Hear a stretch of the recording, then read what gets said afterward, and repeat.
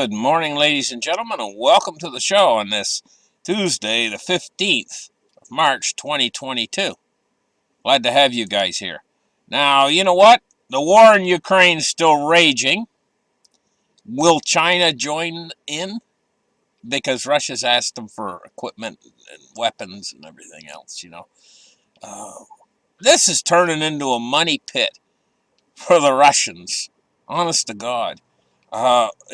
They're losing enough equipment like tanks, and they're losing so much that they could, it's the equivalent of a small country could be, create an army for a small country is what they've lost. But they're still pressing the advance. Now, three leaders from different countries, I think one's a Polish leader, and anyway, three of these leaders of these other countries nearby are going to go visit Kiev. And the city's under bombardment. I'm just wondering to myself, is that really safe?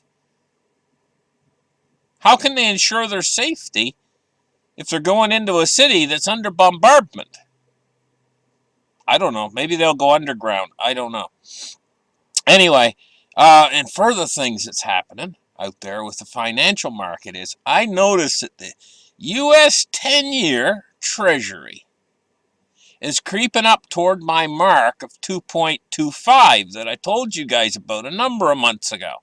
I said if they cross that line in the sand at 2.25% on the U.S. 10-year, the things will start to happen. Well, they didn't do it slowly. I noticed what they've been doing. They have control over the bond market now. I mean the Federal Reserve. They control it. I know it's a huge market, but they control it. I can see what they're doing. They are toying getting those. They know they got to let those yields rise. And they know to let them rise suddenly would give something called a hard landing.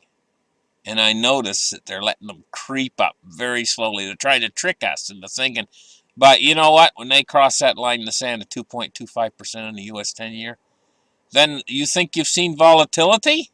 You haven't seen volatility until we start to cross that line. It's going to really get volatile out there in the markets.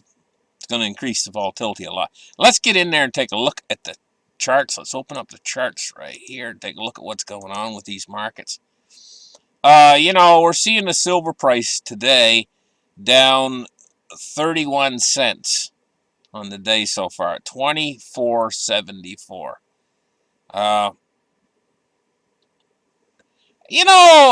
The way things are supposed to work is when you've got a shortage of supply, markets are supposed to work by supply and demand. And yes, the oil market functions that way. They get any shortage of supply and you see the price shoot up on oil. But that's the way commodities supposed to work. That's the way all things are supposed to work. If you got a shortage of supply, price is supposed to go up.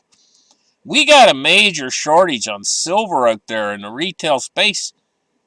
And it's like it's being totally ignored. The price is going down. It's down another 31 cents today at 24.74. This just smacks of the manipulation. Of course, we all know the manipulation's there.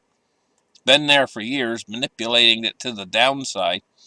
Now, years ago, I said at a certain point, they're going to flip the switch, and they will manipulate this price to the upside.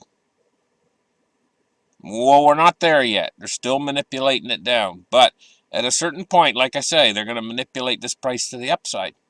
Just as hard as they've pushed it down, they'll push it up. And, it's all about making money for these big bullion banks. Okay, let's take a look at gold right now and see what it's doing. Gold today is down $35.60 at $19.15. We got to watch out in this war. One of the big things to watch out for in the war in Ukraine is Chinese involvement. Got to watch out for that.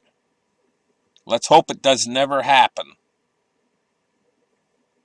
Myself, I sit there and I think to myself, the Chinese should be watching everything that's going on right now and sitting to themselves and saying, oh, yeah, you know? And war doesn't, war, war ruins everything and ruins everybody. It even ruins the ones, even the victors. There's no victory in war, actually. It's the silliest thing there ever was. You know, they fight over a hill, like in World War II. They'd fight over a hill. They'd fight up and down the hill and fight back up the hill, and finally they'd take the hill, and then they own it, a piece of the land that belongs to some other country, you know. And then after the war ends, then they all make friends, and then they give the piece of land back that they fought so hard to get. They say, here you go, it was originally your country, and it's now your country again. And, oh, the hill's soaked with blood. I mean, it's the stupidest thing there ever was. It's like some sort of silly game of cowboys and Indians. You know, the kids used to play cowboys and Indians or whatever. Now they don't do that so much anymore. But, you know, back when I was a younger guy, you know, they used to play games like that. But this is for real. It's the silliest thing there ever was. And it's unbelievable that when we get this technologically advanced as we are as a culture, as a world culture, that we'd engage in something so stupid. Still, we should be long, but this creates a huge danger because we are so technologically advanced. We have the power to, we are in the nuclear age, and we're still playing with this silly game? How dangerous is that? Well, the world's a powder keg, and when they engage in this silly game of war, they increase the armaments. They go back into what's called nuclear proliferation. They were doing pretty good, you know. The Soviet Union had, at one time during the Cold War, had 45,000 nuclear weapons. Well, they pared it back down to like 6,000. Okay? Now this thing's going on, the West is going to increase their arsenal, and so's the Soviet Union, so's China. They're all going to bristle up with new nuclear. But this, you know, this makes these defense contractors, not just in the United States, but oh man, they're just in the money now. I'll tell you what. Anyway, it's a sick world out there, really sick. And unless changes are made at some point in the future, I'm not saying now, but at some point in the future, if they keep bristling up with more and more weapons at some point in the future, I don't know, we just won't be around as a species. Unless we can get our heads on straight and quit playing this silly game. You know? And start focusing on things that are important. Like curing world hunger, world peace, tackling environmental issues, you know, and I know a lot of people think, hey, you know, but I mean, it's not okay to cut down every tree on this world and poison the ocean. And that's when I mean environmental issues. I'm not really talking so much about the climate change issues, which can be a problem, but I'm talking about things like destroying our environment. Pollution, you know, and our air we breathe is a really important one. There's microorganisms that live in the ocean, you know, and you just can't make the ocean toxic and still have those microorganisms that produce, by the way, a tremendous amount of the oxygen we breathe, you know, and then there's waste on top of that. You get these guys and they'll sit there. You ever seen these guys that'll sit in line or whatever and just idle their car for like an hour? Do you realize how much exhaust is coming out that exhaust pipe when you do that? If you were to contain that exhaust inside a building, say you drove that car into your garage and you decided to idle it for a half an hour, you know how much that'd fill your whole house with exhaust. Well, that goes someplace. It goes off into the environment where it has to be refiltered. We all breathe the same air. You turn your car off, for crying out loud, when you're sitting waiting in line. You know? Why? Well, more of them are going to do that soon, I'll tell you what, because the gas prices are going through the roof. And these gas guys that sell gas at the gas pumps, once they get the price jacked up, they don't like to bring it back down. And I'm going to tell you, oil prices come down, but they're going to keep their price up. You're going to make that extra profit off of all of us. Anyway, 1917 for gold. Take a look at cryptocurrency today. Cryptocurrency 1733, and we're looking at a Bitcoin price of $39,123. Let's take a look at the Dow Jones now. Dow Jones. 33,279. It's up 333 points, or 1% today. Now, this is what they're scared of. They're scared of losing control over the Dow Jones and having it drop and crash. And this is why they're being careful about how quick they raise interest. They know interest rates got to go up. But they're being very careful how quickly they let them rise. Let's take a look now at crude oil. Well, you see the prices come down significantly. Just today alone, it's come down over 8%. But will you see a price drop of 8% at the pump? Might see less than a 1% drop at the pump. But they want to keep it up. They'll probably give you a 1% drop for this drop of $8. They'll probably give you a 1% drop at the pump. And then they'll keep that extra and put it in their pocket, that extra 7%. This is what they're like. They're all a bunch of crooks. Anyway, let's take a look now at the MOVE index. It's 105. It's popped up back up just a little bit. It was down to 100. That was an awful big pop-up in the MOVE index when it went up to 133. I'll tell you, they're taking it right to the line there, where it becomes, the markets become unstable. But they brought it back down.